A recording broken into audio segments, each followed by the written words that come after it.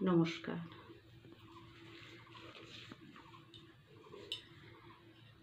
ঠাকুরের কল্পতরু উৎসবের দিন আমি যে কবিতাখানা লিখেছিলাম, আজ সেই কবিতাটা আপনাদের সামনে পাঠ করছি। ঠাকুর কল্পতরু হয়েছিলেন 1886 সালের 1 জানুয়ারি।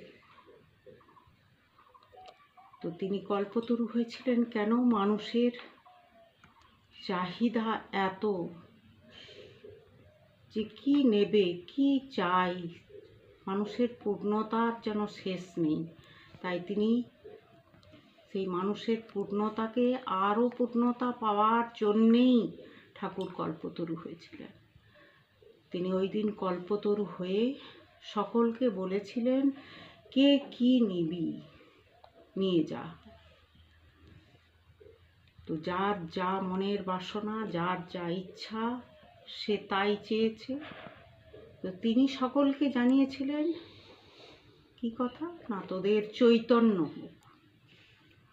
সেই চৈতন্যটা যে কি, নিজেদের অন্তরের অন্তঃস্থল থেকে যদি একটু আমরা অনুভব করি তো বুঝতে পারবো যে কল্পতরু হয়ে ঠাকুর আমাদেরকে কি বিতরণ করতে চেয়েছিলেন। তো থাক, তার সম্বন্ধে আর বেশি কথা বলার স্পর্ধা আমার নেই।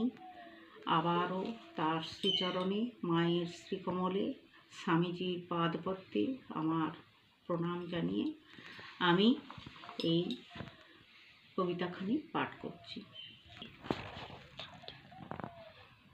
কবিতাটির নাম শ্রীরামকৃষ্ণ কল্পতরু বৃক্ষ।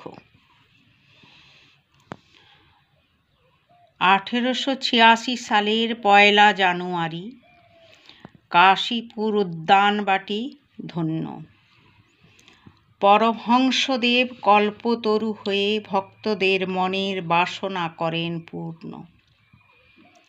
রামকৃষ্ণ কল্পতরু আছে সবার জীবন বাগানেতে, যে যা নিবি তাই পাবি জানা ওই বৃক্ষতলাতে।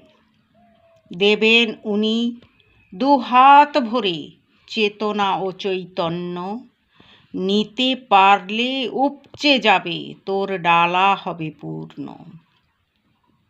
নিত্য কৃপা করেন যিনি কল্পতরু শ্রীরামকৃষ্ণ ভগবান, সবার মনের ইচ্ছা পূর্ণ করেন, চৈতন্য করুন দান। দীন দরিদ্র অন্ধ খঞ্জ তিনি সবার ভগবান, অকাতরে অকৃপণ হস্তে তিনি আশীর্বাদ করছেন দান। যার যা চাই চেয়ে নেড়ে ভক্তের রাখতে মান, এলো সেই দিন 1 জানুয়ারি কল্পতরু হয়েছেন স্বয়ং ভগবান। নমস্কার। কবিতাটা কীরকম লাগলো আমাকে কমেন্ট করে জানাবেন। ভালো লাগলে অবশ্যই একটা লাইক করবেন। ভুল ত্রুটি হলে মার্জনা করবেন। তার সম্বন্ধে লেখার স্পর্ধা আমার নেই। আমার মনের ভেতরে যেটুকু এসেছিল আমি সেটাই তুলে ধরেছি। যদি ভালো লাগে কমেন্ট করবেন, লাইক করবেন, আমার চ্যানেলটাকে সাবস্ক্রাইব